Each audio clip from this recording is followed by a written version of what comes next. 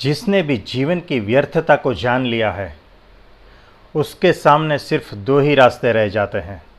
एक, या तो वो इस व्यर्थता को स्वीकार करके डिप्रेशन में चला जाए और ज़िंदगी को बोझ की तरह दुखी होकर जिए चला जाए, और दूसरा, या तो उस व्यर्थता को पार करके वो सार्थक की तलाश में निकल जाए, या तो कोई परमात्मा की खोज में चला जाए, कुछ ऐसे तत्व की खोज पर निकल जाए जो शाश्वत हो और आनंदमय हो। जब जीवन व्यर्थ लगने लगे, तब तुम्हें किस तरह से जीना है वो सिर्फ तुम्हारे ही हाथ में है।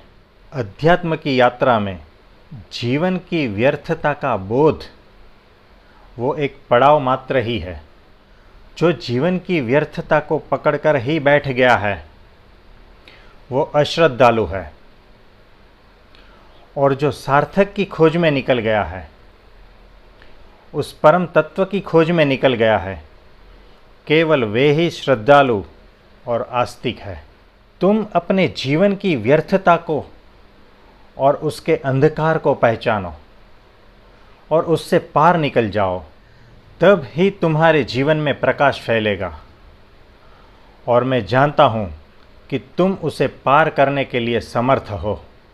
अगर तुम्हारे जीवन में दुख है, तो तुम वहाँ पर ही मत रुक जाना, और अगर तुम्हारे जीवन में सुख है, तो तुम उस सुख को पकड़कर मत बैठ जाना, क्योंकि दुख भी क्षणिक है और सुख भी क्षणिक है।